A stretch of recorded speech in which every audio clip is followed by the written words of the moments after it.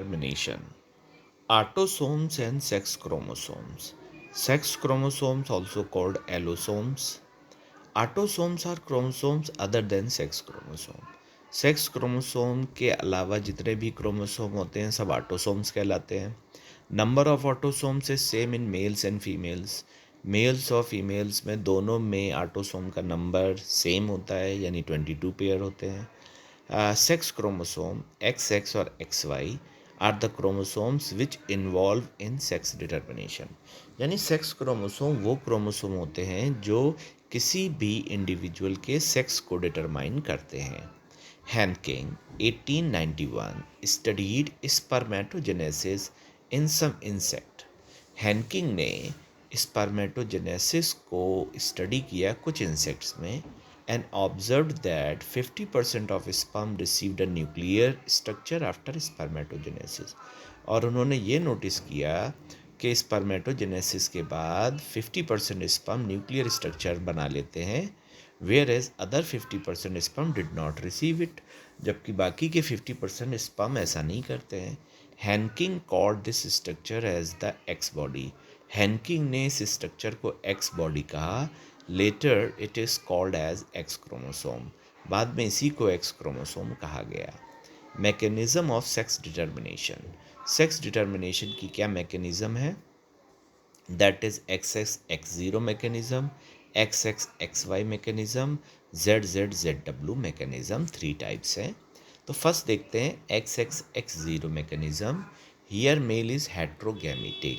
इसमें male heterogametic होता है, मतलब एक्स और ज़ीरो ये गैमीट्स होते हैं, यानी कुछ में एक्स होते हैं और कुछ में विदाउट एक्स होते हैं. And female is homogametic. Female में एक्स एक्स सेम टाइप के गैमीट्स होते हैं. Many insect such as grasshopper X X X zero mechanism show करते हैं. X X X Y mechanism, इसमें मेल हेट्रोगैमेटिक होता है, एक्स एंड वाई होते हैं, और female is homogametic, X only. Example human and drosophila. Z Z Z W mechanism, male is homogametic Z Z and female is heterogametic Z and W. Birds XXX0 and XXXY mechanism show male heterogamity. ठीक है, यानी Z Z Z W birds show करते हैं. तो चाहे ऊपर XXX0 हो या XXXY हो, दोनों मेल की हेट्रोगैमिटी शो करते हैं.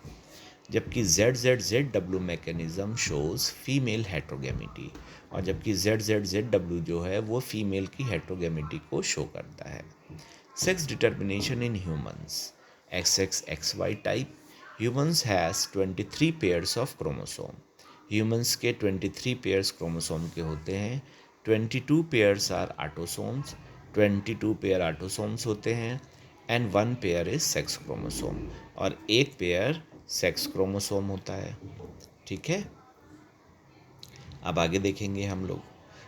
50% means during a pair of x chromosome, X x is present in female. Female की बात करें तो उसमें एक्स एक्स होता है, और मेल में एक्स एंड वाई क्रोमोसोम होते हैं.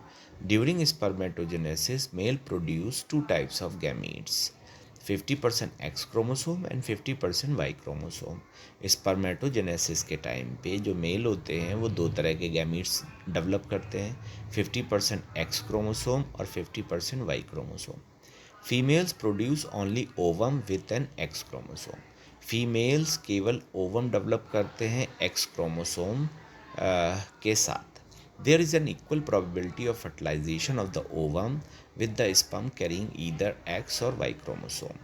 ठीक है, इसलिए इक्वल प्रोबेबिलिटी होती है फर्टिलाइजेशन की, या इक्वल चांसेस होते हैं ओवम के साथ किसी भी स्पर्म के फर्टिलाइजेशन के, चाहे वो एक्स हो या वाई हो, यानी 50-50 चांसेस होते हैं.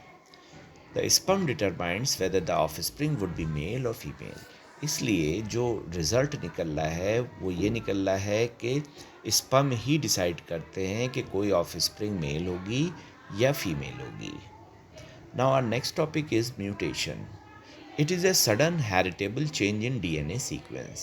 डीएनए के सीक्वेंस में जो सडन हेरिटेबल चेंज होते हैं that is called mutation resulting in changes in the genotype. इससे जीनोटाइप बदल जाता है और फाइनली फिनोटाइप भी बदलता है।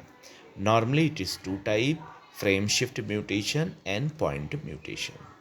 फ्रेम शिफ्ट म्यूटेशन में क्या होता है, लॉस और gain, loss deletion, gain insertion और duplication of a DNA segment. यानी किसी भी डीएनए सेगमेंट में या तो गेन होता है या लॉस होता है, या इंसर्शन होता है या डिलीशन होता है, सम टाइम डुप्लीकेशन हो जाता है।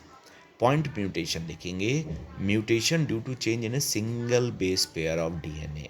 डीएनए के सिंगल बेस पेयर में जब कोई चेंज होता है तो उसे हम लोग पॉइंट म्यूटेशन बोलते हैं। एग्जाम्पल सिकल सेल एनीमिया, इसका एग्जाम्पल है sickle cell anaemia. Mutation results in chromosomal abnormalities, और म्यूटेशन जब होता है तो क्रोमोसोमल एबनॉर्मलिटीज़ शो होती हैं, इसी को हम लोग एबिरेशन भी बोलते हैं।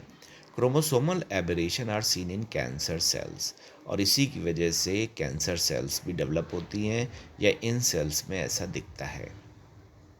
Mutagens, agents which induce mutation, वो एजेंट जो म्यूटेशन कॉज करते हैं म्यूटाजेंस कहलाते हैं।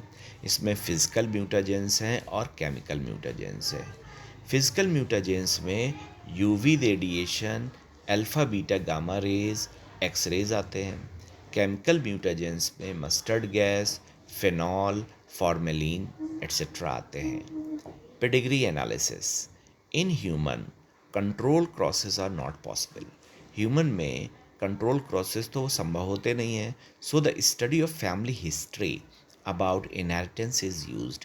इसलिए इनहेरिटेंस को जज करने के लिए हम लोग फैमिली हिस्ट्री की हेल्प लेते हैं। Such an analysis of traits in several generations of a family is called pedigree analysis. इस तरह की एनालिसिस को हम लोग पेडिग्री एनालिसिस कहते हैं। द रिप्रेजेंटेशन और chart showing family history is called family tree, और रिप्रेजेंटेशन और जो चार्ट डेवलप होता है उसी को हम लोग पेडिग्री बोलते हैं और फैमिली ट्री बोलते हैं। इन ह्यूमन जेनेटिक्स में pedigree study is utilize to trace the inheritance of specific trait, abnormality और डिजीज़। पेडिग्री स्टडी हम लोग क्यों करते हैं, किसी भी डिजीज़ या एबनॉर्मेलिटी या स्पेसिफिक ट्रेट के इनहेरिटेंस को ट्रेस करने के लिए, उसके बारे में जानकारी लेने के लिए या पता करने के लिए।